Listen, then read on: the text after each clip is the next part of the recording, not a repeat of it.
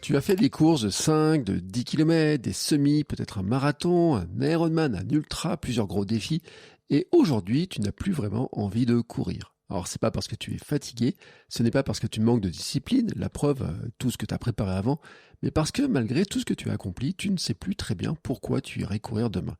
Si cette question te traverse l'esprit, rassure-toi, elle est normale. Et surtout, elle ne dit rien de négatif sur toi. Dans cet épisode, on va parler de motivation, de progression, de ce moment où le moteur s'essouffle et surtout comprendre pourquoi perdre l'envie de courir après avoir tout fait n'est pas un échec, mais souvent un signal. Allez, c'est parti.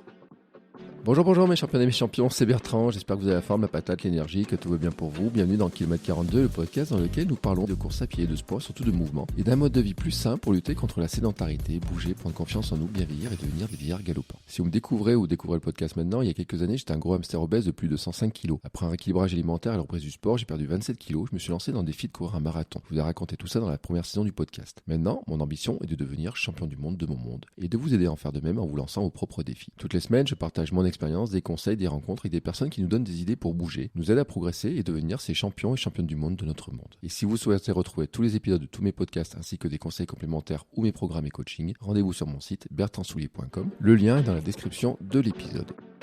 Et aujourd'hui, dans cet épisode, je saisis au vol une question qui m'a été posée par Véronica sur Instagram, mon compte @bertrandsoulier, et qui dit pourquoi je n'ai plus envie de courir après tout ce que j'ai fait, Ironman, ultra trail, semi-marathon, course.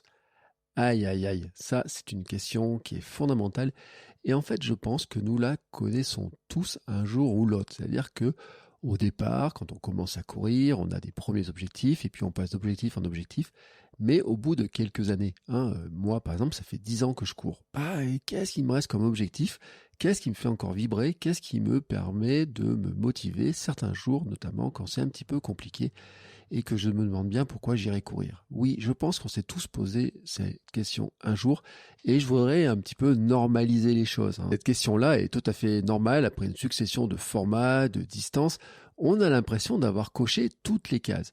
Et donc, on est dans une situation où on a une forme de déconnexion finalement entre les accomplissements passés et puis l'envie actuelle. C'est-à-dire qu'on se dit, maintenant que j'ai fait tout ça, j'ai plus grand-chose qui me fait envie. Donc on a une difficulté à se projeter sur un nouvel objectif qui soit clair et donc on perd la motivation parce que la motivation c'est la mise en mouvement pour atteindre un objectif. Alors ça, je l'ai connu plusieurs fois dans ma carrière sportive, je fais des grands guillemets mais vous avez compris la logique. Notamment, ça m'était arrivé juste derrière mon premier marathon. Je finis mon premier marathon, derrière il y a le blues post-marathon, mais je me dis mais qu'est-ce que je vais faire maintenant? Parce que finalement, ça faisait 2 ans que j'étais centré sur cet objectif marathon. Et puis, j'ai rebondi, mais je me suis d'abord posé des questions. Et puis, je suis passé d'objectif en objectif. Et si vous écoutez le podcast depuis les débuts, depuis maintenant 2018, vous savez qu'après le premier marathon, il y a eu d'autres marathons, mais qu'entre-temps, il y a eu aussi un 24 heures, qu'il y a eu du vélo, qu'il y a eu d'autres expérimentations, notamment un swimrun. Et en fait, tout ça vient d'une recherche de motivation, de relance de la motivation. Et c'est ça qui est vraiment important de se dire, c'est que il y a un moment donné, malgré son expérience, l'envie n'est pas forcément si évidente que ça. Et on doit donc identifier ce qu'on a au fond de nous qui va nous permettre finalement de nous faire bouger, de nous faire passer une nouvelle étape. Et je crois que ça, on le vit tous. Alors Véronica, ne t'inquiète pas si tu le ressens, je pense que c'est une phase. Nous avons des cycles de progression, des cycles de stagnation. Alors certains vont appeler ça de la régression, je vais en parler après. Mais en tout cas, nous avons des cycles. C'est-à-dire que après une grande phase de progression où on passe d'objectif en objectif, quand on a le sentiment d'avoir tout vécu, d'avoir tout réussi, c'est normal. À un moment, on regarde un petit peu les choses et on se dit mais qu'est-ce que je vais faire maintenant? Et cette phase-là, en fait, on la déteste parce qu'on a l'impression qu'on régresse, qu'on perd tout, qu'on va abandonner, qu'on est dans la stagnation. Je pense plutôt qu'on est dans une phase de réflexion pour entamer un nouveau cycle et on va en parler juste après dans la suite de cet épisode. Le vrai problème, pour moi, quand même, c'est de garder une pratique durable. Parce que là, ce qu'on pointe Véronica dans sa question et ce qui peut nous arriver à tous, c'est de se dire qu'une fois qu'on a atteint nos objectifs, finalement, à quoi ça sert de continuer à courir? Et ça, c'est vraiment une grande difficulté que l'on trouve chez beaucoup de personnes. Il y a beaucoup de personnes qui se lancent dans la course ou dans un autre sport, mais là, on est dans la course à pied, qui vont se lancer dans la course, qui vont atteindre un objectif, et une fois que l'objectif est atteint, ils s'arrêtent de courir. Ils arrêtent leur pratique. En fait, ils n'ont pas de pratique sur le long terme parce qu'ils se disent « mon objectif est réussi, maintenant, j'ai plus d'autres objectifs. Et donc, quand on n'a plus d'autres objectifs, la motivation, elle s'en va en fait. Elle disparaît petit à petit. Ça, en préparation mentale, c'est quelque chose qu'on sait bien parce que dans les ingrédients de la motivation, il y a vraiment, en fait, cet aspect de dire je veux atteindre des objectifs, je veux faire quelque chose que je n'ai pas fait par le passé ou peut-être battre un record. Il peut y avoir plein de formes, on verra après. Et donc, en fait, nous avons besoin de renouveler ou de recharger un peu nos objectifs. Et ça, c'est important. Alors, au départ, c'est facile de le faire. Vraiment, au départ, c'est facile. Parce que quand on commence à 0, on passe de 0 à 5, à 10 km, et puis semi-marathon, etc. La question de Véronica, d'ailleurs, l'illustre assez bien, cette impression-là. Mais quand on arrive à un certain niveau, en fait, on se dit, il n'y aura plus grand-chose derrière. Qu'est-ce qui reste vraiment derrière? Et là, le décalage entre la motivation qu'on avait avant pour justement passer d'étape en étape, maintenant, elle disparaît parce qu'on n'a pas l'étape suivante. Ou en tout cas, on ne la voit pas. On ne sait pas où elle est. Je le répète, dans mon parcours, j'ai vécu ce genre de sentiment-là. Par exemple, après mon 24 heures, je me suis dit, qu'est-ce qu'il me reste à courir comme distance? J'avais pas envie d'aller sur de l'ultra-trail. Franchement, j'avais pas envie d'aller sur du ultra-trail. L'UTMB ne me branche pas. À un moment, je m'étais dit, ouais, Diagonale des Fous, ça fait partie des choses qui seraient à faire un jour dans ma vie. Bon, après, vous allez me dire, peut-être que l'UTMB, je peux me dire ça aussi un jour. Mais je sais que certains d'entre vous, j'ai eu des invités qui sont vraiment drivés par cette idée de faire l'UTMB. Ils veulent faire l'UTMB, fait partie de leur rêve. Je pense à un épisode, notamment, on avait parlé avec le Taz, qui disait qu'un jour, ils avaient vu les coureurs au départ de l'UTMB, il les a vus courir, et il s'est dit, un jour, j'y serai. Et puis, quelques années après, je crois 10 ans après, il y était. Bon. Il y a des gens pour qui on a vraiment cette appétence pour une course particulière, mais une fois que la course est passée, qu'est-ce qui se passe derrière, Vraiment, qu'est-ce qui se passe derrière? Moi, je le dis, après mon premier marathon, j'ai eu ce cadre-là. J'ai eu ce cadre-là aussi, par exemple, après avoir fait mon Paris-Deauville en vélo. Cette année-là, en vélo, 2023, je me lance dans le vélo, je fais le Half Gravelman Auvergne, je fais mon voyage à vélo, et derrière, je fais le Paris-Deauville, donc le Gravelman Paris-Deauville. Finalement, quand j'arrive à l'arrivée à Deauville, que je vois le coucher de soleil et tout, quand je suis sur la plage, je me dis, bon, maintenant je rentre à la maison, et puis qu'est-ce que je fais de mon vélo? Je me suis pas dit ça vraiment, mais je me suis dit, je sais que je ferai pas un autre Gravelman derrière parce que j'ai pas envie, parce qu'il y a des choses qui m'ont pas plu dans la préparation, puis dans comment ça se déroule. Mais en même temps, qu'est-ce que je peux faire d'autre sur mon vélo, Qu'est-ce que je peux faire d'autre sur mon vélo? Et est-ce que je continue à faire du vélo même? Alors moi, la question de continuer à faire du vélo ne se posait pas vraiment. Je me suis dit, oui, j'ai envie de continuer à faire du vélo. Mais il se trouve quand même que quand je regarde l'histoire, derrière, je n'ai pas fait beaucoup de vélo. Sur l'année 2024 et l'année 2025, j'ai pas fait beaucoup de vélo. Vraiment très très peu. Quelques sorties. Sur 2025, elle se compte sur peut-être les doigts des deux mains en fait, mon nombre de sorties vélo. Bon, bien sûr, on peut dire j'ai eu la fatigue, j'ai eu des blessures entre 2024 et 2025, mais n'empêche. Franchement, le vélo, je l'ai pas tant sorti que ça, et je l'ai surtout sorti en fait dans une perspective de préparer des choses en course à pied, de développer mon endurance. Je l'ai pas fait dans une perspective de préparer quelque chose sur mon vélo. Donc, je crois qu'en fait, la grande difficulté que nous avons vraiment et que pointe cette question, c'est la pratique durable. Si on veut courir durablement, si on veut faire du vélo durablement, si on veut faire un sport durablement, il faut renouveler nos objectifs, il faut se recharger, il faut recharger nos objectifs pour aller vers autre chose. Et pourquoi nous sommes dans cet état d'esprit? Parce qu'en fait, nous sommes dans un monde où la progression est vraiment au cœur de tout. En fait, la progression nous motive beaucoup, mais c'est une intégration culturelle de l'idée de progrès permanent.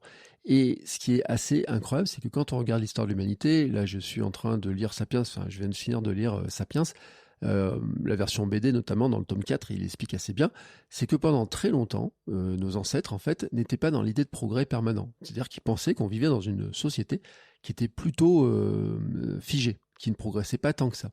Et puis, il y a eu des révolutions, notamment une révolution culturelle qui s'est passée sur l'idée qu'on pouvait progresser et qui a donné lieu à de la recherche, qui a donné lieu ensuite à des révolutions comme la révolution industrielle. Et là, on est dans une révolution du numérique qui est tellement importante, qui va tellement vite, qu'on a l'impression qu'en fait, tout ne passe que par la progression.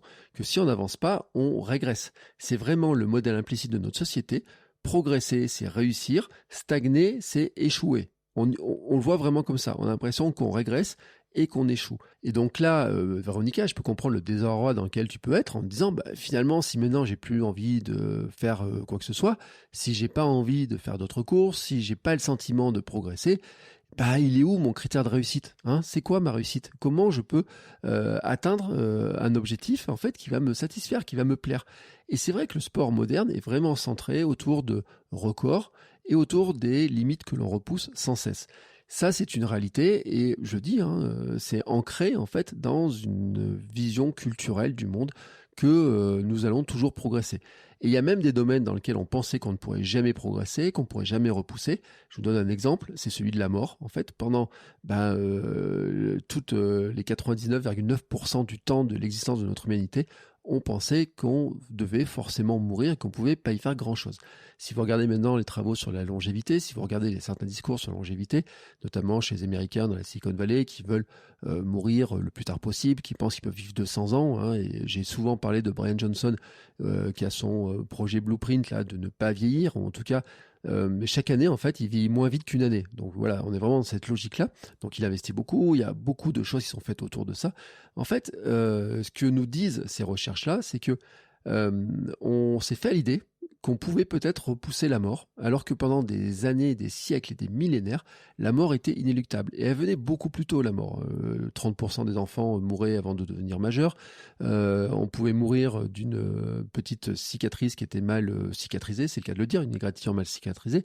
Des rois sont morts d'une égratignure, il faut quand même se rappeler de ça. Nous avons quand même une santé, une forme, si même on peut se dire, et vous entendez des discours qui disent oui, mais nous sommes bien moins en forme, en santé que nos ancêtres ou quoi que ce soit. Il faut quand même se dire que si on a un pépin, une maladie, un pépin physique maintenant, on peut être soigné et qu'on est capable de soigner énormément de choses. Et que toute cette recherche-là nous amène dans le fait qu'on peut repousser toutes les limites. Et dans le sport, on a l'impression qu'on peut repousser toutes les limites. Il y avait des anciens records qui sont tombés, et quand ils sont tombés, on se rend compte que derrière, on est capable d'en faire encore beaucoup plus. Et pourquoi on est dans cette logique-là? Parce qu'en fait, on a de la recherche scientifique, on a du développement, on a une communication, on voit ce que font les autres. À une époque, on était centré dans son village, en fait. Celui qui courait le plus vite dans le village, c'était le roi du village. Des fois, certains allaient faire des courses avec les villages voisins, et puis après, on a inventé des jeux, on a inventé des compétitions, etc. Mais on le voyait pas tant que ça, ça restait dans des échelles qui étaient restreintes. Et puis, des derniers siècles que nous avons vécu, l'information circule, et avec Internet, elle circule tellement vite que quelqu'un fait quelque chose à l'autre bout de la planète, et on le sait dans les secondes qui suivent. Et en fait, on a ce sentiment-là que tout le monde avance, que tout avance à toute vitesse, à toute vitesse, à toute vitesse, et que si nous, on n'avance pas, on stagne et qu'on échoue. Et que tout le monde avance, sauf nous. Et ça, je pense que c'est important de se déconnecter de ce sentiment, de cette impression, parce que déjà, en fait, c'est pas vrai. C'est pas vrai, en fait. Tout le monde n'avance pas à toute vitesse. Et c'est pas parce que vous voyez une personne qui, à l'autre bout du monde, a battu un record, qu'il représente les 7-8 milliards d'humains qu'il y a sur cette planète. En fait, non. La réalité, c'est que oui, il y a des personnes qui chassent les records, il y a des personnes qui battent les records, il y a des personnes qui peuvent nous inspirer parce qu'elles essayent de faire, mais que la globalité du monde, c'est que beaucoup de gens n'avancent pas tant que ça, et que en fait, on se compare avec des gens qui communiquent aussi dessus, dont c'est le métier parfois de communiquer, qui vont faire beaucoup de choses pour communiquer. Et avant, on les voyait pas, et ça ne donnait pas ce sentiment que tout le monde avance et que nous, en fait, on fait du surplace. La réalité, c'est que tout le monde, à un moment donné, fait du surplace. Et vous pouvez regarder même les grands champions, les athlètes. Il y a des moments où ils font du surplace, il y a des moments où ils se blessent, où ils n'avancent plus, où il faut qu'ils reprennent après des blessures, et puis leur retraite arrive beaucoup plus tôt que prévu, et puis ils n'arrivent plus à faire certaines performances. Et vous pouvez voir dans tous les sports, que ce soit même des sports de très haut niveau, des athlètes de très haut niveau. Nous en Auvergne, on a Renaud Lavillenie, il habite à quelques kilomètres de chez moi. Renaud Lavillenie, il a couru pendant toute sa vie, une partie de sa carrière au départ, pour battre le record de Sergei Bubka sur la perche. Et il y a un jour, il bat ce record. Il bat ce record. Il a été champion olympique, mais il n'a jamais été champion du monde, par exemple, en extérieur. Il a fait des podiums, il n'a jamais été champion du monde. Pourtant, il a battu un record qu'on pensait impossible à battre. Et puis, ce record qu'on pensait impossible à battre, on s'est dit, il va le tenir pendant quelques années. Et puis, finalement, derrière, on a un Mondo Duplantis qui arrive et qui le bat, non pas une fois ou deux fois, mais qui le bat 10, 15, peut-être 20 fois, je ne sais pas combien de fois il l'a battu, et qui va repousser le record de plus en plus loin. Donc, quand on regarde, quand on compare un petit peu les gens comme ça, on a l'impression, on se dit, lui, il est arrivé à son plafond, là, comme ça. Pour lui, c'est terminé. On pourrait dire ça, peut-être, on ne sait pas, peut-être, Renaud Lavillenie, vous pouvez considérer, quand vous regardez sa carrière, qu'il est terminé. Pour autant, il continue à s'entraîner. Pour autant, il a toujours des objectifs. Pour autant, en fait, tous les jours, il va à la salle. Il a essayé de se qualifier pour les championnats du monde. Il essaye de se qualifier pour d'autres compétitions. En fait, il continue de s'entraîner. Il continue d'essayer de progresser. Mais bien entendu, je pense qu'à son niveau, il sait qu'il ne battra plus jamais le record du monde de Mondo Duplantis. Il sait qu'il ne pourra pas faire les performances qu'il faisait il y a 10 ans ou quoi que ce soit. Mais il a dû trouver en lui, et là vraiment, j'aimerais vraiment savoir ce qu'il a trouvé comme ressort, mais forcément qu'il a trouvé des ressorts pour continuer à s'entraîner. Et vous pouvez le regarder dans tous les sports, en fait, dans tous les sports. Et vous avez de nombreux sportifs qui ont fait des grandes performances dans leur jeunesse, en vieillissant. Certains, ils continuent à faire du sport, mais bien entendu qu'ils ne pourront pas revivre ce qu'ils ont vécu par le passé, qu'ils ne pourront pas retrouver ça. Mais ça ne veut pas dire qu'ils ne peuvent pas trouver de nouvelles motivations pour faire autre chose. C'est juste qu'en fait, la société semble nous montrer quelque chose qui soit une forme d'évidence, c'est qu'on doit toujours être dans la progression, que le prochain niveau, que le prochain défi, en fait, c'est une évidence, que ce soit quelque chose qui soit plus gros, ou plus rapide, ou plus long, ou plus fort. Vous voyez un peu la pub à laquelle je fais référence. Et donc, quelque part, quand on fait ça, on enchaîne les objectifs et on ne remet pas vraiment en question pourquoi on le fait, qu'est-ce qui nous motive, comment on arrive à soutenir aussi cette progression. Il y a des moments, ça peut craquer. C'est ce qui s'est passé pour moi en 2023. À force d'ajouter les objectifs, les empiler les uns sur les autres, il y a au bout d'un moment, le corps, il a craqué. Je n'arrivais plus à courir 1 kilomètre, alors que ça faisait 2 ans que je courais tous les jours. Je n'arrivais plus à avancer comme je voulais. Je n'arrivais plus à contrôler mon alimentation. Mon corps s'était affaibli, j'avais perdu des muscles. Pourquoi ? Parce que à un moment, essayer d'être toujours dans la progression, d'en faire toujours plus vite, et se dire je peux toujours en faire toujours plus. Il y a des facteurs de mon corps, de mon fonctionnement, qui ont créé un blocage, qui était chez moi sur la récupération. Il y avait une partie mentale, il y avait une partie alimentation. Il y a eu beaucoup de choses. J'ai fait beaucoup d'épisodes sur le sujet, mais en tout cas, ça existe. Et pour autant, on peut dire que dans notre monde, ce qui est assez incroyable, c'est que les limites, on les connaît peut-être pas, et dans de nombreux domaines, on les connaît peut-être pas. Et c'est pour ça que le monde continue à progresser. Et c'est ça qui est assez incroyable, en fait. Et on le voit dans plein de choses, dans plein de sports. Pendant des années, en fait, il y a eu cette histoire dans l'athlétisme, il faut chercher, il faut des recherches. Il y a eu, par exemple, l'histoire du record du mile. Pendant des années, je ne sais pas combien de temps, on disait que le mile, donc 1,6 km, ne pouvait pas être couru en moins de 4 minutes. C'est un petit peu comme on dit que le marathon ne peut pas courir en moins de 2 heures. Et on voit qu'il va y avoir des efforts qui sont faits pour arriver dans ce sens-là. Il y a un homme un jour qui a brisé ce mur invisible.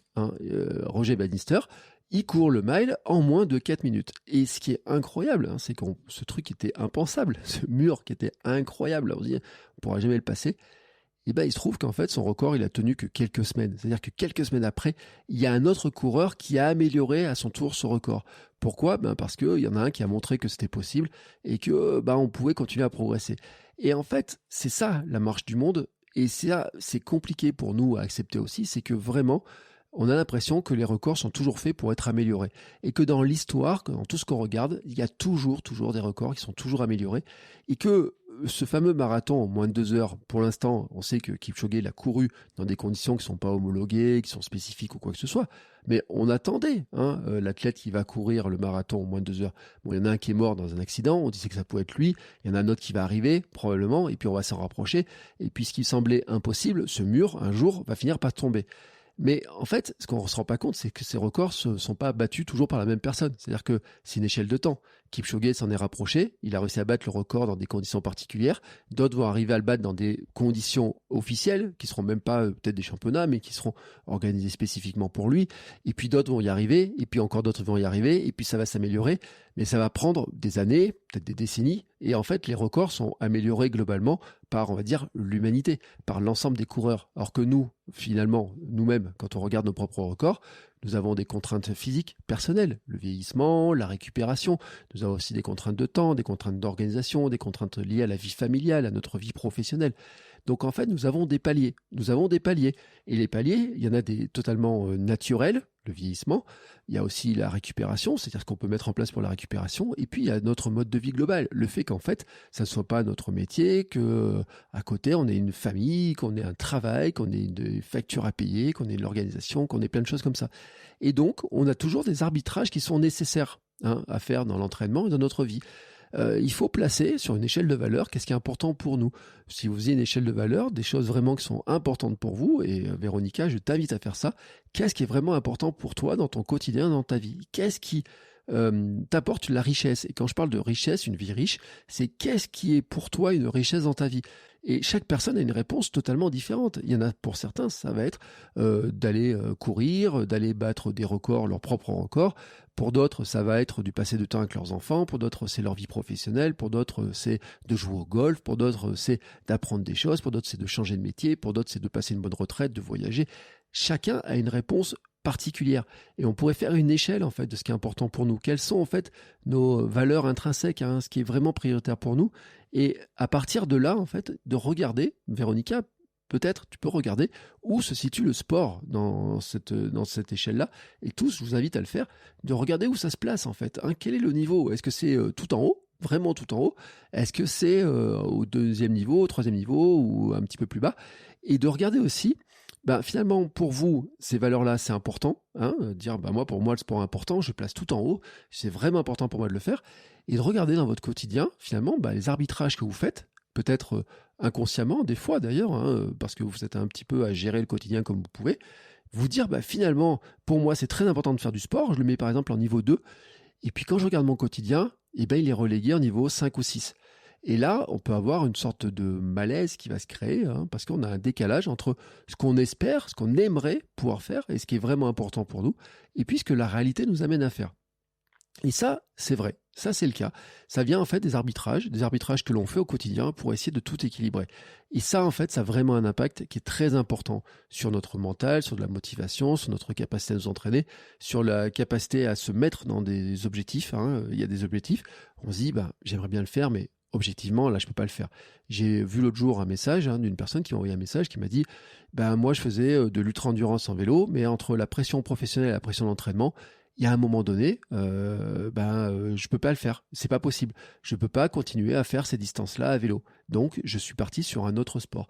C'est une réalité. C'est notre réalité à tous. Et puis, il y a aussi d'autres choses qui jouent, comme la récupération. Moi, je me rends compte que à 50 ans cette année, je récupère pas tout à fait de la même manière que je récupérais à 42, 43 ans. Que mon sommeil n'est pas tout à fait le même qu'il y a 3 ou 4 ans.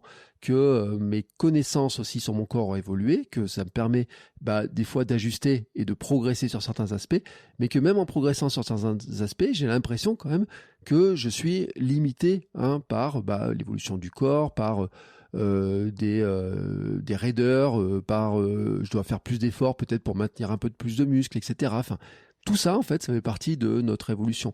Notre corps, en fait, n'est pas fait pour progresser en permanence. C'est-à-dire que peut-être, alors j'ai plus le chiffre exact, je l'avais entendu je crois que je l'ai lu dans un livre ou je l'ai écouté dans un podcast, on peut considérer que nous progressons de notre naissance jusqu'à peut-être la moitié de la vingtaine, et qu'à partir de 20-25 ans, je sais plus quelle est la marge exacte, on commence déjà à régresser sur certains points. C'est-à-dire que sur certains aspects, on peut commencer à perdre certaines compétences, certaines caractéristiques. Mais qu'avant, on est en progression en permanence. On grandit, on se développe et tout. Mais voilà, ça, c'est la nature. Mais l'entraînement permet de compenser ça. Et puis, on a d'autres stratégies, l'accumulation, etc. permet d'aller au-delà de ça. Mais il y a quand même, au bout d'un moment, il y a quelques limites que l'on ressent naturellement. Même les meilleurs des athlètes, on voit qu'au bout d'un moment, ils n'arrivent plus à battre le record. Oui, ils continuent à courir très vite. Et oui, quand on regarde Kipchoge, je reprends l'exemple de Kipchoge sur le marathon. Oui, Kipchoge, quand on regarde son temps sur marathon, c'est des excellents temps que 99,9% de la population ne fera jamais. Mais quand on regarde à son échelle à lui, on peut se dire qu'il y a probablement une certaine frustration de se dire finalement maintenant je cours d'un marathon à cette allure-là, je ne pourrais pas repasser en dessous des 2 heures comme je l'avais fait sur ma tentative, je pourrais pas regagner les courses parce que maintenant tous les autres ils courent 3 à 4 minutes plus rapidement que moi, et puis on l'a même vu sur le marathon de Paris où on se disait est-ce qu'il pourrait être champion olympique ou quoi, et on voit que là en fait il a été dépassé, et que c'était pas le seul en fait, parce que les quelques anciens qui étaient dans la course ont été quand même bien malmenés par le parcours et par les jeunes. Bref, ça c'est la logique en fait. Mais ça veut pas dire que Kipchoge s'est arrêté de courir. Il est parti sur un autre challenge, un autre défi, courir les 7 marathons sur les 7 continents, etc. et tout. Voilà, il a retrouvé en fait quelque chose d'autre, une autre ressource, un autre moteur Pourquoi? Parce que probablement c'est son gagne-pain, ça c'est sûr. Et puis probablement que c'est la chose qu'il aime le plus faire au monde et que quand il aligne ça, hein, dans son emploi du temps entre ce qu'il aime le plus faire au monde et ce qu'il fait, je pense que c'est là qu'il est heureux. Voilà, heureux. Et en fait, c'est ce qu'on recherche tous. Et puis, je crois qu'il y a un autre élément qui joue, qui est là vraiment important de comprendre, c'est que nous avons dans notre tête des biais psychologiques, nous avons aussi des hormones, nous avons tout un tas de fonctionnements qui font qu'on est quand même accro. La dopamine nous rend accro en fait à la réussite des objectifs. On adore ce truc-là. C'est vrai qu'on adore. Mais après, on a une certaine accoutumance aussi. C'est-à-dire que quand on n'a jamais couru, courir son premier kilomètre, ça donne un déclencheur de dopamine. On dit « Waouh, je suis capable de le faire, c'est incroyable ». Mais quand on court 3-4 km 3 fois par semaine, le premier kilomètre, en fait, n'apporte plus la même chose. Courir même 5 km commence à devenir une normalité. Et donc, la première fois qu'on court un 5 km, c'est un gros déclencheur, on est content. Quand on court 5 km 3 fois par semaine, ça devient une nouvelle normalité. Et ça, en fait, notre esprit, il est câblé, on est vraiment câblé sur notre cerveau pour aller chercher, pour désirer en fait vraiment ces nouvelles sensations. Ce qu'on a vécu là, ce truc de dire j'ai fait 1 kilomètre, quel plaisir, je vais en faire je veux faire 5, je veux faire 10, je veux faire un trail court, 12, 13 km, je veux faire un semi-marathon, je veux faire un marathon. Et à chaque fois en fait qu'on atteint ça, c'est quelque chose qu'on n'a pas connu. C'est-à-dire qu'on est vraiment drivé par l'objectif, par le désir d'atteindre l'objectif. Et tant que l'objectif n'est pas atteint, en fait, on a un désir fort, vraiment, mais une fois qu'on l'a atteint, on le normalise. Et ce qui est incroyable, c'est qu'on le normalise vraiment très très vite. Et ça, vous pouvez vraiment le ressentir si vous achetez, par exemple, une paire de baskets. Vous désirez une paire de baskets, vraiment, vous la désirez. Pendant, 2-3 semaines, vous regardez, il y a les soldes, les paires de baskets, vous la commandez en solde, vous la recevez. Premier jour, vous résistez pas. Quelles que soient les conditions météo, bam, vous dites, je mets les pieds dedans, je vais courir. Même si elles sont blanches et qu'il y a des grosses flaques d'eau, je sais, je l'ai fait. Je sais comment c'est. Mais au bout de 2-3 jours, en fait, elles sont normales, vos baskets, en fait. Ça reste des baskets, quoi. Elles sont normales. Je prends l'exemple aussi, parce que je pensais à ça tout à l'heure sur l'histoire des vélos, parce que j'ai vu des discussions sur les vélos. Si vous passez d'un vélo qui coûte 100 € un vélo qui coûte 1 000 €. Au départ, quand vous avez le vélo à 1 000 €, vous dites « Oh, c'est incroyable, c'est une fusée ce vélo, il avance tellement vite, etc. » Mais au bout de quelques sorties, finalement, vous avez normalisé que vous avez un vélo qui coûte 1 000 €. Et puis, vous allez dire « Oh, tiens, s'il avait ça, ça serait encore mieux. S'il avait ça, ça serait encore mieux. » Donc, vous désirez changer de vélo. Je le vois, moi, sur des gens qui font du triathlon. J'ai même eu certains invités qui ont eu ce comportement-là, de dire « Je commence avec un vélo genre Décathlon classique, qui coûte pas très cher, et puis je fais mes premières courses avec, et puis je vois les autres et tout, puis je me dis pour progresser, je pourrais changer de vélo. Et il commence à changer de vélo, à passer sur une autre marque. Et puis là, en fait, il roule un petit peu, puis au bout d'un an ou deux, il dit maintenant je pourrais prendre le vélo, mais avec l'évolution qu'a le dérailleur électrique automatique. Et hop, il change. C'est-à-dire qu'en fait, dans le désir de progresser, dans le désir d'atteindre les objectifs et dans la recherche de vouloir le faire, de savoir, de mettre tous les ingrédients, en fait, on normalise aussi les moyens qu'on met en place. Alors, ça peut être l'entraînement, ça peut être le matériel, ça peut être plein de choses. Et en fait, on s'accoutume aussi à plein de choses. C'est-à-dire qu'on s'accoutume aux sensations, on s'accoutume aux performances, on s'accoutume aux résultats. Si vous n'avez jamais couru, la première fois que vous courez 5 km, c'est une grosse décharge. Vraiment une grosse décharge. Mais après, quand vous allez courir 5 km plusieurs fois par semaine, il n'y a plus de décharge. Votre premier marathon va vous créer une décharge incroyable au niveau de cette dopamine, etc. Mais quand vous en avez fait 2 ou 3, j'en ai fait 3. Bon, le deuxième, c'était le marathon pour tous. Oui, vraiment différent. Mais mon marathon de l'an dernier, il m'a pas créé les mêmes sensations que mon premier marathon ou que le marathon pour tous. Vraiment, faut le dire. Par contre, d'autres courses ont pu me déclencher d'autres types de sensations. Mon arrivée à Deauville, par exemple, m'a créé en fait des sensations incroyables après mes 350 km de vélo. De même que mon arrivée à Lacanau, je m'en rappelle, mais c'est incroyable le sentiment quand j'arrive à Lacanau, après avoir roulé presque 1400 km à vélo en 9 jours. Quand j'arrive à Lacanau, je me dis oh, mais c'est incroyable, je suis venu ici avec mes jambes et tout. Mais si je retournais à Lacanau à vélo là et que je fasse le même parcours, je me dis ça je l'avais fait comme ça, Et en fait, je serais dans quoi? Je serais dans une sorte de comparaison. Me dire ça j'ai déjà fait une fois, est-ce que je peux le faire un peu plus vite? Est-ce que je peux le vivre différemment? Est-ce que je peux le gérer différemment? Est-ce que je peux changer le parcours? bah finalement je me serais accoutumé. Et on peut voir ça dans tous les domaines, hein. C'est pareil avec l'argent, avec votre travail, c'est pareil avec une nouvelle voiture, pareil avec le matériel que vous avez, je l'ai dit, l'équipement ou quoi que ce soit, c'est toujours pareil. Toujours, ma montre que j'ai au poignet, ça fait des années que je l'ai. Le premier jour que je l'ai reçue, j'étais dans l'excitation de me dire « Oh, c'est incroyable cette montre et tout ». Bah maintenant, c'est ma montre et ça fait des années que je l'ai et je me dis finalement, c'est ma montre. Oui, c'est ma montre. Et c'est tout. Hein, il n'y a plus d'excitation. Alors des fois, il y a une mise à jour, il y a une nouvelle fonction qui arrive. Je dis « Oh, quand même, c'est cool ». Mais ça dure quelques minutes, cette excitation. Après, c'est passé. Et donc, ce qui est vraiment important, c'est que quand on regarde ce qu'on fait, au départ, on est dans la recherche de cette excitation. Et je crois que la question, Véronica, elle le décrit vraiment bien.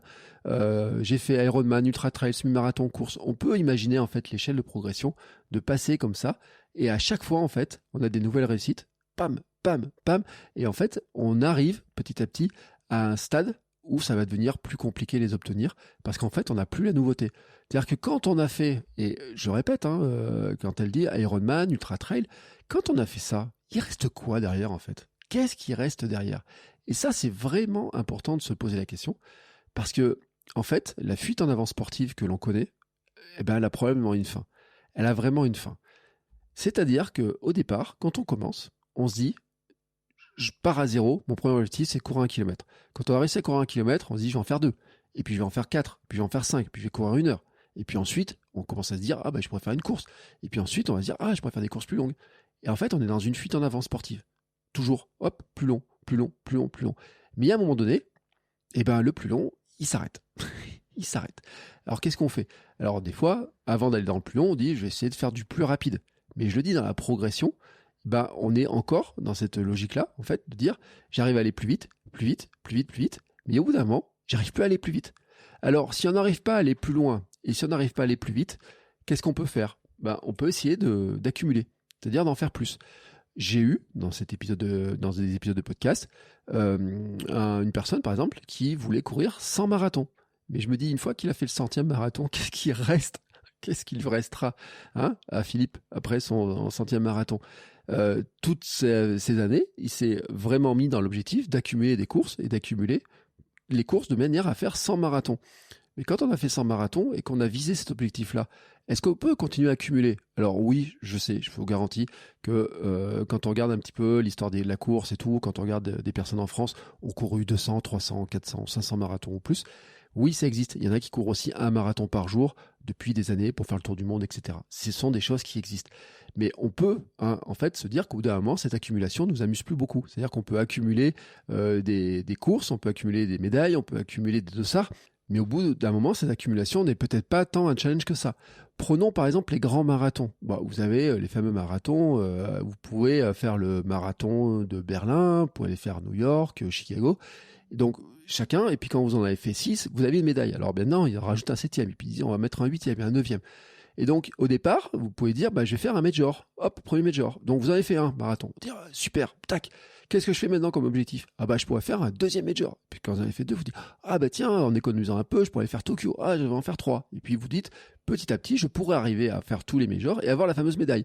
Bon, il rajoute un autre major dedans, vous dites, à la limite, je peux le faire. Mais cette course-là, à un moment donné, elle va s'arrêter. C'est-à-dire que d'une part, ils vont pas rajouter des majors en pagaille parce que sinon vous allez vous retrouver avec avoir de faire 20 courses. Et puis au bout d'un moment, peut-être ce truc-là va avoir une limite aussi par vos limites financières à vous. Ça commence à coûter cher le déplacement, Tokyo, Chicago et compagnie. Puis vos limites familiales aussi, logistiques. Familial, c'est les enfants que vous avez, comment les accompagner eux-mêmes dans leurs propres défis personnels. Quand je dis défis personnels, c'est leurs études, peut-être qu'ils font du sport, etc.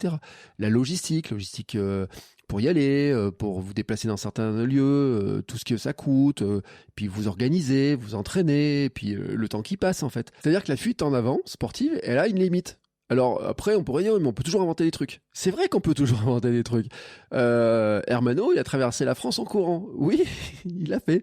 Mais qu'est-ce qu'il peut faire de plus après ? J'ai envie de dire, traverser l'Europe. J'en ai eu des invités qui m'ont dit, oui, alors je pense par exemple à un invité qui avait fait Paris-Rome à pied ou en courant. Oui, et ensuite tu vas faire quoi ? Je voudrais descendre plus bas que Rome, donc allonger.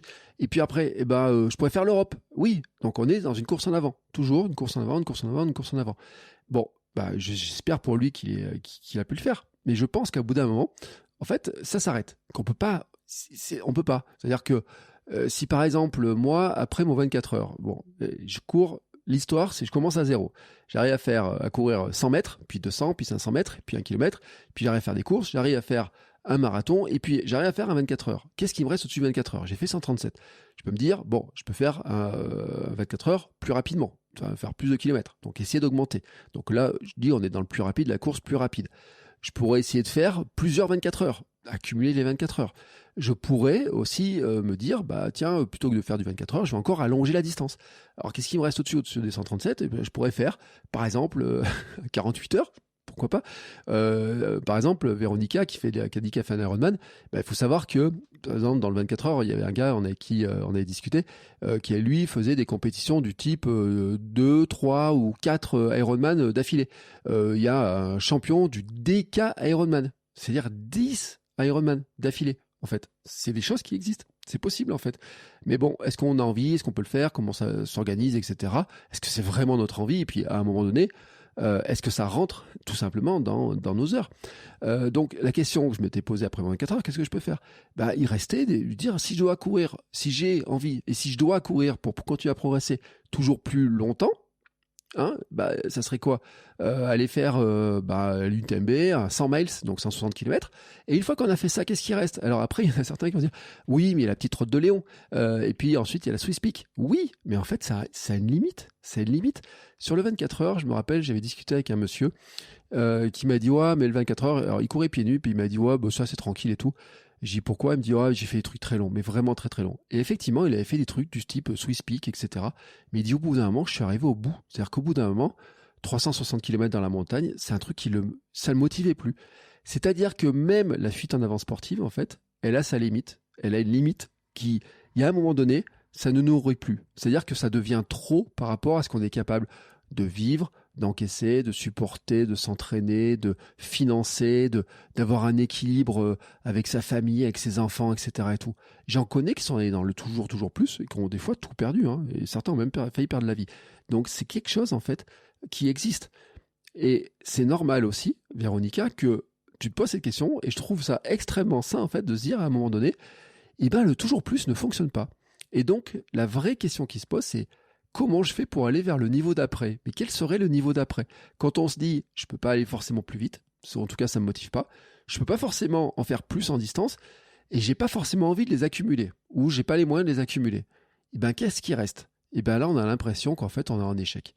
Et ce qu'il faut dire, Véronica, et je pense, si vous êtes dans cette situation-là, ce n'est pas un échec. En fait, il y a un signal. Le signal, finalement, que la progression que vous aviez jusqu'à maintenant, c'est plus possible de continuer comme ça. Et là, c'est aussi un signal qu'il faut arrêter de confondre la stagnation et la régression. C'est vraiment un élément qui est vraiment important. C'est-à-dire que, je le dis, on vit dans un monde où, quand on stagne, on a l'impression de régresser. Et on a l'impression d'être en échec. Mais moi, j'ai envie de vous dire quelque chose. Et Véronica, je ne sais pas si c'est dans ce cadre-là ou pas, mais si on fait 2 marathons à 10 ans d'écart et qu'on fait le même temps, alors qu'on a vieilli, alors que peut-être on a eu des problèmes de santé, qu'on a pu avoir du temps qui est passé pour progresser dans sa vie professionnelle, qu'on a peut-être eu des déboires ou qu'on a de la famille à aider, qu'il fallait de nos parents, nos enfants, etc. Et tout. Quand on regarde le cadre, vraiment quand on regarde le cadre, des fois, faire le même temps à 10 ans d'écart sur une course, comme un marathon par exemple, ça ne serait pas de la stagnation, ça serait une progression juste incroyable. Juste incroyable. Parce que je reviens sur mes notions, vous savez, ce que j'appelle le handicap, qui n'est pas un vrai handicap, mais qui est finalement, quand on est sur la même ligne de départ, si on classait les gens en fonction de tout ce qu'ils avaient comme moyens, comme compétences pour arriver au bout de la course avec le temps qu'ils font, eh bien, il y en a certains qui sont peut-être plus lents en apparence, mais qui ont tellement de choses à se trimballer. Certains ont des maladies. J'ai eu des invités qui ont des maladies sur le départ du marathon. Vous vous en rendez pas compte, mais j'ai reçu plusieurs personnes dans ce podcast qui ont couru des marathons avec la mucoviscidose. J'en ai reçu qui ont couru l'UTMB après avoir eu un cancer et en se croyant morts. On le voit pas ça en fait. On le voit pas. Et des fois, on a le sentiment finalement qu'on régresse parce qu'on n'arrive pas à progresser, alors que en fait ce sont des victoires qui sont juste assez hallucinantes et incroyables. Et même, je le dis, c'est-à-dire que en vieillissant, si on a l'impression que le même temps à 10 ans d'écart, finalement c'est une régression. Si on regarde la physiologie du corps, entre une personne quand on a 40 ans et quand on a 50 ans, si on regarde la physiologie du corps, c'est un progrès.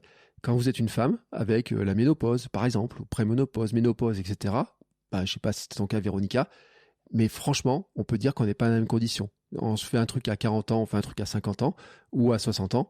Quand au milieu, il y a eu des changements hormonaux, il y a eu changement de vie, les enfants, tout ça et tout, en fait, ce qui nous paraît être de la régression, de la stagnation, est en fait une forme de progrès. C'est juste que dans la société, cette forme de progrès-là n'est pas vue parce qu'en fait, le monde, lui, continue à progresser. Mais c'est pas toutes les personnes qui continuent à progresser. C'est le monde dans sa globalité qui continue à progresser. C'est pour ça que je vous ai cité l'exemple des records. Pour ça que je vous ai cité l'exemple de Renaud Lavillenie ou quoi que ce soit. Parce qu'en fait, le record du monde de saut à la perche, il a progressé. Mais en 40 ans, il a progressé avec 3 ou 4 personnes. Il n'a pas progressé avec une seule et même personne. Pourquoi nous, on voudrait toujours être dans la progression tout le temps, tout le temps, tout le temps, tout le temps? Donc je crois que là, il y a vraiment une question à se poser en fait. Et accepter que par moment, soit on n'a plus envie de pousser davantage, que ce soit en temps, que ce soit en kilométrage, en accumulation, soit on n'en est pas dans la capacité par rapport à notre équilibre de vie. Et donc à ce moment-là, il faut changer de regard sur la réussite. Et moi, je l'ai dit, c'est-à-dire qu'après ce que j'ai vécu en 2023, ma grosse fatigue, le fait que je me sentais vraiment totalement HS, que j'avais perdu du muscle, que j'ai perdu même du gras, beaucoup trop de gras, que je n'étais pas en très bonne santé et que il y a un moment donné, j'aurais pu essayer de continuer, mais mon corps, en fait, il y a eu un stop. Alors moi, en plus, ça s'est traduit par une blessure. Et il y a eu un stop. Et derrière ce stop, après, il y a eu pendant des mois où je n'arrivais plus à avancer. Et vraiment plus à avancer. Et quand je fais le marathon pour tous, mon temps du marathon pour tous, objectivement, j'aurais aimé un meilleur temps. Objectivement.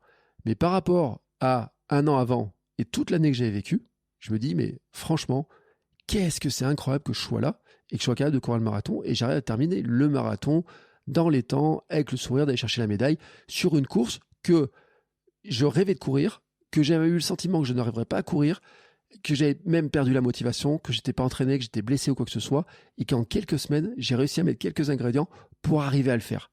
Et je peux vous dire même d'ailleurs qu'il y a eu un truc incroyable, je ne sais plus si je l'avais raconté ou pas, mais notre voiture est tombée en panne, on était en vacances dans le sud, et puis on devait remonter à Clermont, puis je devais prendre le train pour aller faire le marathon, et notre voiture est tombée en panne, on est tombé en panne sur l'autoroute, on a dû rester plusieurs jours de plus en vacances, alors en soi c'est pas une mauvaise nouvelle, sauf que la question c'est de savoir quand est-ce qu'on récupérait la voiture, et si on la récupérait trop tard, je ne pouvais pas monter à Paris pour faire la course. Je peux vous garantir que juste d'être au départ de cette course était un truc incroyable, mais vraiment juste incroyable. Et donc c'est pour ça qu'en fait, il faut qu'on regarde différemment notre réussite et se considérer que la réussite, elle peut passer par d'autres choses. Et elle peut passer en fait aussi par un changement de vision sur ce qu'est notre pratique sportive et dans quel cas on essaye de se ranger en fait. Et comment on peut le faire ? C'est à se poser la grande question, et j'en ai parlé il n'y a pas longtemps, du pourquoi je cours aujourd'hui. Et Véronica, tu dois répondre à cette question-là d'une manière ou d'une autre. Au départ, en fait, on a une motivation qui est basée sur je veux me prouver que je suis capable. Et puis, je veux répondre à certains défis. Je veux arriver à aller chercher certains trucs qui sont symboliques. Par exemple, l'autre jour, on m'a dit « Ah oui, le marathon, c'est vraiment une course qui est importante, c'est le symbole. Quand on est coureur sur route, a priori, pour certaines personnes, le symbole, c'est de courir un marathon. » Bon, pour d'autres personnes qui font du trail, ça sera peut-être d'aller courir l'UTMB, le symbole. Bref, mais en tout cas, il y a des défis et il y a des symboles. Et puis, il y a la vraie question du plaisir réel, en fait. Est-ce que tu prends plaisir, en fait, quand tu vas faire du vélo, quand tu vas nager, quand tu vas courir ? C'est quoi le plaisir ? Il est où le plaisir ? Il est d'aller chercher la médaille ou il est de courir et de te sentir bien, dans ton corps ? Est-ce qu'il est dans l'entraînement qui pourra aller chercher un objectif très particulier ? Ou est-ce qu'il est dans un entraînement qui te permet de te sentir mieux ? Et ça, c'est terriblement important de se poser cette question-là.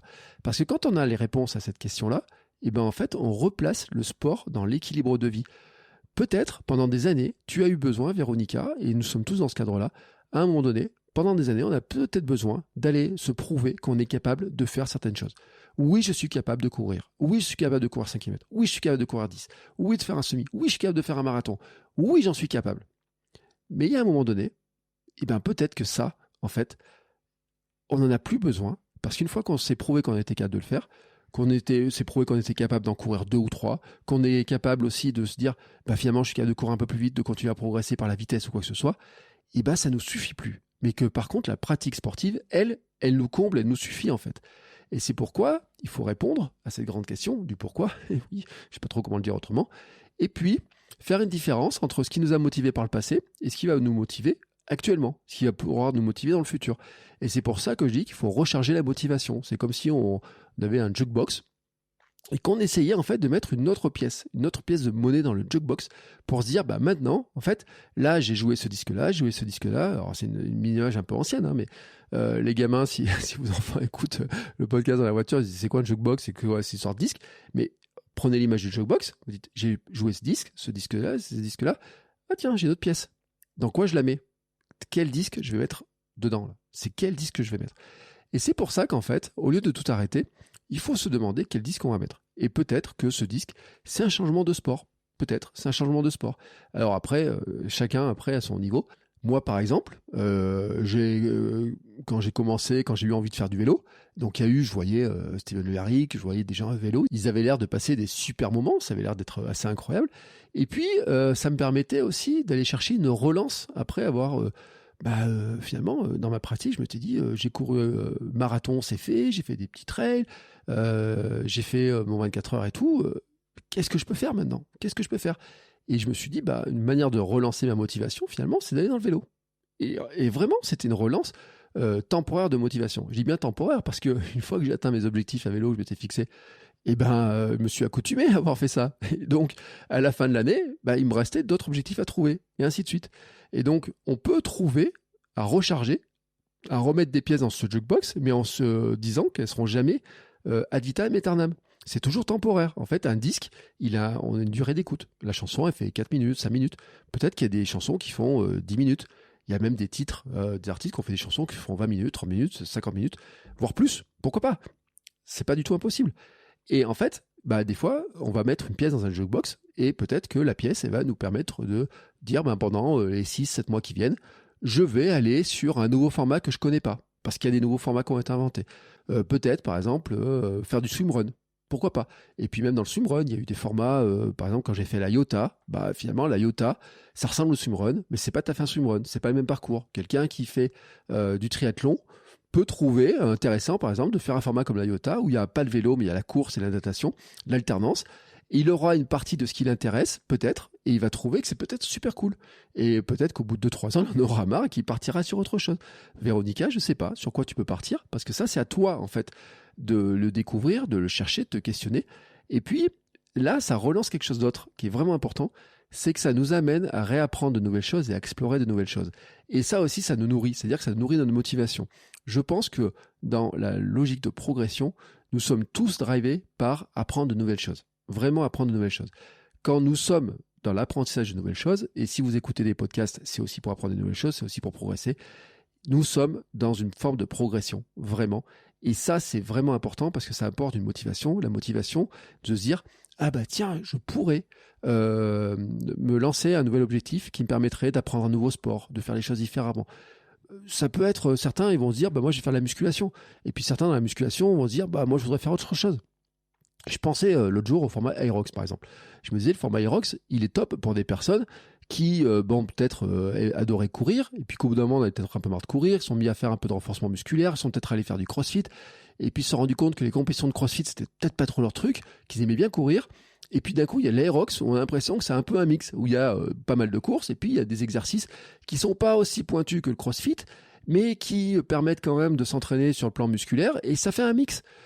Thomas Laure Blanchet, que j'ai eu dans un épisode il y a maintenant assez longtemps, il a été à très haut niveau dans les championnats du monde en trail, vraiment très haut niveau, avec les championnats du monde par équipe, etc. et tout. Il a gagné des grandes courses, les Templiers et tout, et puis maintenant, il fait de l'Aerox. Et alors, franchement, avec sa capacité de course et puis l'entraînement qu'il peut faire, c'est une autre forme d'entraînement. Et donc, dans un nouveau sport, c'est réapprendre des choses, c'est se rentraîner sur d'autres choses, c'est continuer à progresser différemment. On peut se dire que peut-être que le niveau qu'il avait en trail, il ne pourra plus jamais l'atteindre, ou alors à un prix de sacrifice et de risque de blessure qui soit trop important, mais que par contre, dans un nouveau sport, il y a une nouvelle carrière qui s'ouvre à lui. Prenez, par exemple, je continue sur les exemples auvergnats, parce que l'autre jour, j'ai vu que Romain Bardet avait gagné une course en gravel. Romain Bardet, qui a fait des années de vélo, qui a eu le maillot jaune sur le Tour de France, je crois qu'il a eu le maillot jaune, qui a eu le maillot à poids, qui a eu des trucs incroyables. il s'était dit, le Tour de France c'est terminé, ces courses-là c'est terminé et tout, je vais passer à autre chose. Et il va sur des formats qui sont du gravel, et sur le gravel, il gagne des courses, il apprend des nouvelles choses. Et ça a relancé aussi une autre forme de pratique. Bon, nous, sans être dans ces niveaux-là, je pense qu'on peut se questionner, de se dire, est-ce qu'on pourrait pas aller chercher sur 1 an, 2 ans, 3 ans, 4 ans, peut-être d'autres choses, on ne sait pas, la durée du disque, est-ce que je pourrais pas remettre en fait une nouvelle pièce dans un nouveau sport, dans une nouvelle pratique, dans une petite variation, dans quelque chose qui soit différent. Je vous ai parlé de mon passage de la course pure au vélo, je vous ai parlé du bikepacking, mais là, cette année, je fais un triathlon. Dans 1 mois et demi, je fais un triathlon. Et oui, c'est une autre forme de progression. Je sais pas, en fait, le disque triathlon, si c'est un disque pour une fois ou si c'est un disque pour 2, 3 ans. Si ça se trouve, le triathlon va pas me plaire. Bon, fin du disque. Si ça se trouve, le triathlon, je vais l'adorer. Et je me dirais, après, l'année d'après, je ferai un plus long. Et puis, j'essaierai de m'inscrire sur un autre truc. Et puis, peut-être, j'irai sur un autre format. Et donc, je relance un cycle potentiel de progression. Je crois que ce qui est important, surtout, c'est de ne pas voir la progression, en fait, comme un truc qui soit linéaire. Et ne pas voir aussi que on doit toujours progresser sur la même ligne, dans le même sport tout le temps. Mais qu'en fait, chaque sport qu'on apprend et chaque chose qu'on fait nous donne des acquis, par exemple des acquis d'endurance, mais que ces acquis d'endurance, on peut les transférer sur d'autres choses. Et puis qu'il y a peut-être aussi des sports qui nous attirent parce qu'on ressent une envie de le découvrir, parce qu'on ressent aussi dans notre corps, on a besoin de le bouger différemment. Moi, par exemple, le renforcement musculaire, la musculation, je me dis, si j'arrivais à en faire beaucoup plus, j'aimerais aussi aller dans une forme qui soit pas de la forme de compétition, par contre, parce que là, la compétition en musculation, c'est pas la peine, mais qui soit dans une forme de progression, en fait, et de lancer une nouvelle progression au niveau de est-ce que je suis capable de porter plus lourd, est-ce que je suis capable de porter des choses que j'arrivais plus à porter, est-ce que je suis capable de faire des tractions, me faire des concours avec moi-même de traction, me dire est-ce que je suis capable de faire plus de traction. Depuis le début de l'année, j'ai repris mes pompes, voilà, donc je reprends mes pompes, combien je peux capable de faire de pompes dans ma journée, série de pompes, etc. Donc, en fait, je crois que dans tout ça, ce qu'il faut regarder, c'est qu'est-ce qui pourrait nous apporter du plaisir, qu'est-ce qui pourrait nous apporter de la curiosité, comment on pourrait retrouver une autre forme de pratique. Et que c'est pas forcément du toujours plus rapide, que c'est pas forcément du toujours plus long, et que c'est pas forcément toujours de l'accumulation de choses qu'on a déjà faites, mais que ça peut varier. J'ai fait un ancien épisode il y a très longtemps sur le sujet de l'ikigai du sportif, en disant même que l'ikigai du sportif, c'était de dire qu'on peut trouver petit à petit une forme de progression dans accompagner d'autres personnes. Ça peut être ses enfants, ça peut être ses collègues de boulot, ça peut être quelqu'un de sa famille. L'autre jour, ma nièce m'a demandé des conseils pour se mettre à courir, par exemple. Dans ce que je vous transfère, moi, à travers ma vie, mon vécu, à travers ces podcasts, il y a une forme de partage qui me nourrit beaucoup, en fait, qui dépasse de très loin la partie métier, argent, quoi que ce soit, qui est vraiment sur comment ça me nourrit et comment ça m'aide aussi à progresser. Je pense que certaines personnes, peut-être d'entre vous, ont peut-être envie d'accompagner d'autres personnes dans leur entraînement, d'autres envie peut-être de participer à l'organisation de courses, devenir bénévole. J'ai des invités, je pense à François par exemple, qui j'ai eu comme invité du podcast, qui organise sa course en Bretagne. Finalement, on peut dire qu'il est passé d'un stade où peut-être à un moment il faisait que des courses à un stade où, alors il est devenu entre speaker, etc., organiser ses courses. Est-ce que c'est une forme de progression, celle qu'on entend d'habitude? Non, parce que finalement, quand on organise la course, on n'est pas celui qui court. Si vous voulez organiser une course pour la courir, je pense qu'il faut organiser un défi personnel. Il faut se faire son petit défi à soi. Il ne faut pas organiser une course dans laquelle vous attendez 300 ou 400 personnes. Parce que sinon, c'est pas la peine. Mais par contre, ça peut vous nourrir aussi sur ce que ça vous apporte. Ça, c'est un truc qui est important. Et je crois que là, c'est vraiment ce qui est très, très, très important, et ce sera ma conclusion, c'est de se dire qu'en fait, notre motivation elle est toujours liée à un type précis de progression et que petit à petit, en fait, cette progression, c'est normal qu'elle s'arrête et qu'on sature. C'est-à-dire qu'on ne peut pas être dans une course ou toujours plus. On a le sentiment dans notre société, dans le monde tel qu'il est conçu actuellement, que tout est infini. Mais par exemple, dans le monde, tout n'est pas infini. Notre planète, certaines personnes peuvent penser qu'elle est infinie, mais notre planète à ses limites aussi. Alors, certains scientifiques, chercheurs disent que quand on aura atteint certaines limites, on va en trouver d'autres choses qui vont permettre de passer ces limites. Je pense par exemple, c'est des gens qui disent une fois qu'on n'aura plus de pétrole, on aura des idées pour faire d'autres choses et donc on trouvera d'autres sources d'énergie que le pétrole. C'est ce qui se passe dans l'automobile par exemple. Après d'autres vont dire oui, mais quand on n'aura plus les pierres pour fabriquer tel truc, comment on va faire pour faire autre chose? Et peut-être que ce qu'on aura réussi à innover va nous permettre de passer l'étape suivante. Donc certaines personnes pensent que nous sommes dans une progression qui peut toujours durer. Sauf qu'en fait, elle se passe sur des décennies, sur des siècles, et qu'à l'échelle de nous, en tant qu'êtres humains, on a une progression qui, à un moment donné, elle s'arrête. En tout cas, on ne peut pas progresser autant qu'on veut, et je pense qu'on peut beaucoup progresser, qu'on peut progresser très longtemps. L'épisode avec Alain Gustave sur la musculation, où il commence la musculation à 60 ans, et quand on voit qu'il a fait un Aerox à 80 ans, est un exemple. On peut progresser très longtemps sur plein de choses, mais il avait très bien dit lui aussi, il a un coach pour l'accompagner, il fait attention à ne pas se blesser, parce qu'il sait que la blessure, ça serait un arrêt qui serait vraiment très important. Il sait aussi que il y a des choses qu'il ne peut pas faire, qu'il faut faire en sécurité, il faut faire attention, qu'il faut faire différemment, mais il progresse petit à petit. Et je crois que c'est ça en fait qui est important, c'est de trouver comment on peut progresser petit à petit, et cette progression n'est pas la même que celle qui nous a amené jusqu'ici. En fait, il y a un truc en entrepreneuriat qu'on dit, c'est que ce qui nous a amené de 0 à 10, par exemple, en chiffre d'affaires, c'est une chose, mais pour aller de 10 à 100, il faut autre chose. Et je crois que dans le sport et dans la motivation, c'est aussi la même chose. Ce qui m'a amené, moi, par exemple, de 0 km à marathonien, puis aux 24 heures, maintenant, en fait, dans les ressorts de motivation, il faut que je trouve d'autres choses. Et je pense, Véronica, que tu es exactement là-dedans. C'est-à-dire qu'en fait, il y a une nécessité de redéfinir des objectifs qui soient à court ou à moyen terme, qu'il y ait des questions qui se posent. C'est qu'est-ce qui te fait du bien au quotidien? De quoi tu as besoin? Je sais qu'en fait, quand on rentre dans un sport plaisir, on se dit « Oh, je fais quelques footings pour m'entretenir », on a une tendance à plutôt régresser et pas trop faire les efforts. Les jours où on n'a pas trop envie, on n'ira pas. Donc si on est drivé, en fait, si on a vraiment ce fonctionnement-là d'avoir des dossards, des médailles, des petites compétitions, des défis ou même des défis qu'on s'organise pour progresser, pour se motiver, il faut en trouver, il faut en garder. Mais ça ne veut pas dire que ça soit toujours dans le même sport. Ça veut dire qu'on peut changer de sport. Il y en a même d'ailleurs qui vont carrément changer de sport. Hein. Moi, je suis une personne, par exemple, qui joue au basket et qui, 2 fois dans la semaine, va jouer au padel. Oui.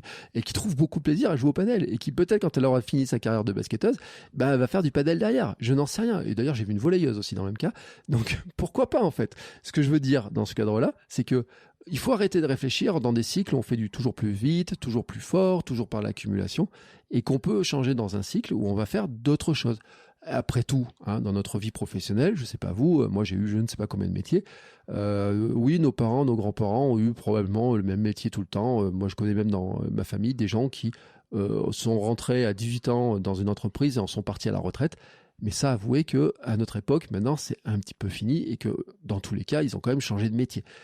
Pourquoi on ne changerait pas de sport? Pourquoi, en fait, on ne changerait pas de manière de le pratiquer? Pourquoi on n'ajouterait pas des choses? Pourquoi on n'enlèverait pas des choses qui, des fois, nous pèsent un petit peu trop? C'est ça, je pense, qui est important, Véronica, pour répondre à ta question. C'est-à-dire de faire un bilan, de dire, tiens, qu'est-ce que ça m'a apporté? Comment je suis arrivé là?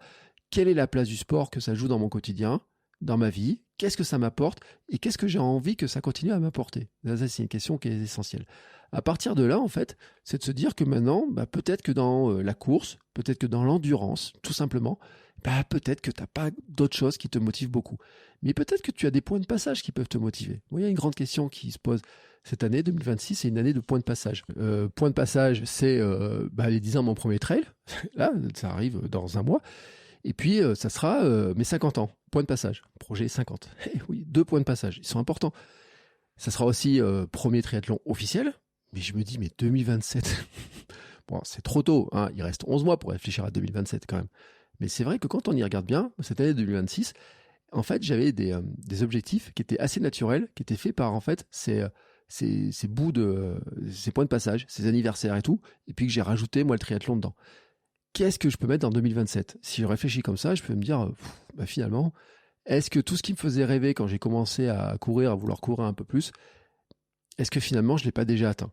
Vraiment, est-ce que je ne l'ai pas déjà atteint? C'est une vraie question. Mais en même temps, quand je regarde les choses et je me dis, est-ce que finalement, dans ce que j'ai fait, il n'y a pas des choses que j'aimerais bien refaire? Par exemple, sur le vélo, ça fait 2 ans que j'ai pas fait de voyage à vélo. Donc j'avais fait un voyage à vélo la première année et je m'étais dit peut-être que je pourrais refaire des voyages plus courts, des plus petits voyages, partir sur un week-end, dormir juste une nuit dehors, partir très tôt le matin, faire un lever de soleil, mais un peu plus loin que ce que je fais d'habitude, partir à 2-3 heures du matin, faire un lever de soleil à 50-60 km ou quoi que ce soit. Peut-être que je peux faire des choses différemment en fait. Et puis j'ai toujours dans un coin de ma tête cette idée de devenir un vieillard galopant. Et donc, me dire, pour être un vieillard galopant, qu'est-ce qu'il faut? Il faut que je cours. pour galoper, oui, c'est une chose. Il faut que je prenne du muscle aussi pour lutter contre la sarcopénie. Et donc, qu'est-ce que je peux faire? Et puis, j'ai des questions de souplesse et autres, etc. C'est ce que je fais au quotidien. Et puis, j'ai aussi cette envie de faire du surf. Et pour faire du surf, il faut de la force dans les jambes, il faut de l'endurance, il faut de la résistance, il faut aussi un peu de souplesse, etc. Et tout ça, en fait, me permet de me projeter sur des choses que j'ai envie de faire. Le seul truc, c'est qu'être un milliard galopant, c'est pas quelque chose qui me motive au quotidien. Parce que franchement, se dire, je veux encore être capable de courir à 70 ou 80 ans, c'est-à-dire dans 20 ou 30 ans pour moi, sincèrement, c'est pas quelque chose qui est très vendeur, même pour notre cerveau. C'est pas très vendeur, parce qu'on se dit, il peut toujours arriver des trucs, je sais pas ce qui va se passer, ça fait loin, etc. et tout. Ce qu'il faut trouver, et c'est ce que je vous invite à trouver, c'est ce que je t'invite à trouver, Véronica, c'est en fait d'avoir quelque chose qui te motive dans les mois qui viennent, de trouver quelque chose que tu peux essayer et de faire différemment. Voilà, c'est de faire différemment. Ce qui est important, c'est que tu aies la confiance de te dire que tu as fait des choses jusqu'à maintenant, donc tu as prouvé tes capacités, tu as prouvé, pour ce que je disais aussi, c'est que tu as prouvé que tu étais motivé, tu as prouvé que tu étais endurante, tu as prouvé que tu étais capable de le faire, tu as prouvé que tu pouvais t'entraîner, tu as prouvé que tu pouvais t'organiser pour le faire. Donc tu n'as plus rien à prouver en fait, en tout cas là-dedans. Et donc si c'était pour prouver quelque chose, effectivement, ça, c'est plus la peine. Mais par contre, ça ne veut pas dire que tu n'as pas d'autres choses à aller chercher. Et c'est ça qui est important. C'est de se demander en fait, qu'est-ce que tu as envie d'aller chercher? Qui peut être du pur plaisir, qui peut être des souvenirs. Pour ça, par exemple, qu'il y en a qui vont faire des marathons dans des grandes capitales pour aller voir, faire du tourisme entre amis, tourisme en famille, etc. Ça peut être une motivation comme une autre. C'est-à-dire que te dire, je ne vais pas faire les marathons pour les accumuler, pour chercher à en faire toujours plus, mais je vais les faire parce que ils me donnent une occasion de voyager, ils sont symboliques. Voilà, pourquoi pas. Mais en tout cas, tu peux utiliser ce que tu as fait jusqu'à maintenant pour te dire que si tu te lances dans un autre projet, un autre sport, un autre défi, tout ce que tu as appris à faire petit à petit dans ton sport, tu peux le transférer dans un autre sport en partie. Et ce que tu as appris dans les sports que tu as fait jusqu'à maintenant te montre que dans un autre sport, tu pourras apprendre d'autres choses aussi à faire.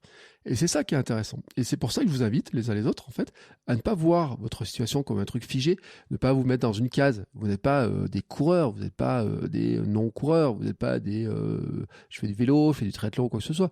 Mais je pense qu'il faut voir en fait dans un côté, alors il y a une expression de la tête hybride qui correspond pas tout à fait à celle-là, mais moi je l'aime bien quand même, c'est-à-dire qu'on est quand même très hybride, c'est-à-dire qu'en fait il y a des moments, on peut avoir envie de courir, d'autres moments on peut avoir envie de faire plus de vélo, il y en a qui vont faire plus de natation, il y en a qui vont passer d'un sport à l'autre, et puis peut-être cumuler avec un sport, moi je fais du basket, parce que ça apporte un côté jeu, parce que ça apporte un sport collectif. Le lundi, je vais à la boxe, parce que la forme de boxe que je fais, ça permet aussi de se défouler, de taper, mais en même temps, il y a du hit, et puis en même temps, c'est super cool, je sais pas trop comment dire. Il y a un côté aussi, ça vide l'esprit, mais peut-être que dans 1 an, dans 2 ans, j'aurai envie de faire un autre sport, de découvrir autre chose. Tout à l'heure, j'ai parlé de padel, aller savoir... Pourquoi pas, même si le concept d'être obligé de trouver 3 autres personnes pour jouer, alors à quel moment j'ai envie de jouer, pour l'instant, mais assez étrange, personnellement, que j'apprécie le fait de me dire, tiens, je prends mes baskets, je vais courir là, maintenant, je peux prendre mon vélo, je peux faire du vélo là, maintenant, tout seul, pas besoin d'avoir quelqu'un, des partenaires ou quoi que ce soit. Peut-être que dans le temps, il y a d'autres sports qui vont m'attirer, peut-être il y a une époque, je faisais du golf. Est-ce qu'un jour je reviendrai au golf? Pourquoi pas? Je sais pas, j'en sais rien. Il y a des sports qui auraient pu m'attirer à un moment donné, qui m'attirent moins. Je m'étais posé la question à un moment de faire du tir à l'arc. Vous voyez, par exemple. Maintenant, ça m'intéresse moins. Voilà, c'est pas un sport qui m'intéresse. Mais c'est pas dit que dans quelques années, je continue à faire du basket. Je n'en sais rien. Je sais pas dit que je continue à courir, à faire du vélo. Peut-être que je ferai l'un, peut-être que je ferai l'autre, peut-être que je ferai un peu des deux. Je n'en sais rien. Mais en fait, ce qui est important, c'est de se dire que ça nous permet de continuer à bouger, de continuer à nous sentir bien dans notre corps, à nous sentir bien dans notre tête. Et je crois que ça, Véronica, c'est ce que tu dois aller cerner en fait. C'est de quoi tu as besoin maintenant, plus que la partie, les courses, les dossards, la longueur des courses, les grandes marques en fait. Quand je dis Ironman, c'est je suis un Ironman. Voilà, ça. Au-delà de ça en fait, qu'est-ce qui finalement va te nourrir et peut te nourrir et qui peut t'amener en fait à continuer à bouger? Parce que si tu as fait tout ça, c'est qu'à un moment donné, bouger, ça t'a fait du bien. Donc si ça t'a fait du bien et si tu penses que ça peut continuer à te faire du bien, qu'est-ce qui va continuer à te faire du bien et continuer à t'amener en fait à voir une autre forme de progression qui peut être dans un autre sport, dans une autre manière de le pratiquer. Et pour conclure, je vais vous donner une phrase que j'avais écrite, que j'avais préparée celle-là, parce que j'avais fait qu'une liste à plus de 2-3 points que je voulais aborder, mais finalement j'ai une petite phrase qui me reste quand même à vous donner. Si je n'ai plus envie de courir, ce n'est pas parce que je suis moins motivé, c'est parce que mon moteur de motivation, la progression, est arrivé à saturation. Réfléchissez à cette question-là en fait. C'est-à-dire que je pense que si vous n'avez plus envie de courir, et Véronica, si tu n'as plus envie de courir, si tu n'as plus envie de faire certaines choses, tu l'as dit dans ta question, c'est pas une question de motivation. La preuve en fait, c'est que tu cherches à comment continuer à le faire, mais c'est parce que ce qui te motivait jusqu'à maintenant, ce qui t'a amené jusque-là, en fait, la progression, une forme de progression, dans peut-être le toujours plus, l'accumulation de certaines choses, aller chercher des symboles, et ben ça, c'est arrivé à saturation et qu'il faut donc trouver un autre moteur. Il faut changer de moteur en fait. Et que ça te demandera peut-être quelques mois pour changer de moteur, peut-être quelques essais. Tu n'es pas sûr de trouver le bon moteur du premier coup, mais qu'une fois que tu auras trouvé un bon moteur de motivation, bah, tu vas te relancer dans un nouveau cycle et ça va te permettre en fait de continuer à bouger.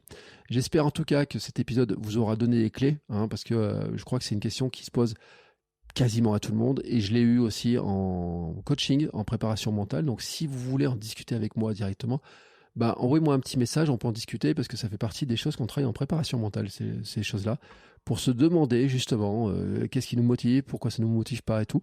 J'ai eu des personnes qui se pensaient totalement démotivées par la course à pied, c'est juste qu'en fait, elles n'avaient pas choisi le bon objectif. Vraiment, en cherchant l'objectif, en modifiant un petit peu l'objectif, en le questionnant, on peut arriver à changer des choses. Et j'ai un souvenir, parce que j'en avais parlé dans un épisode aussi d'ailleurs, d'une personne qui se sentait totalement démotivée par un objectif. Et je lui ai dit, mais peut-être qu'il faudrait que tu fasses un autre objectif qui soit plus gros, un peu différent, mais peut-être plus long, qui toi te correspondrait plus dans ce que tu as envie de faire réellement, plutôt que de te cantonner à ce format court, un peu plus court que tu avais choisi. Et qui m'a envoyé un jour un message, quelques temps après, qui m'a dit « Mais merci Bertrand, je pensais que tu étais fou de m'avoir conseillé de faire un truc plus long pour ce coup-là. » Mais elle, son moteur de motivation, en l'occurrence, c'était d'arriver à faire un truc plus long, mais qui correspondait plus à sa manière de pouvoir s'entraîner et sa manière de vouloir progresser. Je pense que nous avons tous nos manières de progresser. Véronica, écoute, je te souhaite de trouver en tout cas ce qui va relancer ton nouveau moteur de motivation. Je vous souhaite à tous de le trouver. Et puis, n'hésitez pas si vous avez des questions, si vous avez besoin d'aide, il y a tous les liens dans la description de l'épisode. Et on se retrouve très très vite pour un nouvel épisode. Ciao, ciao mes champions et mes champions.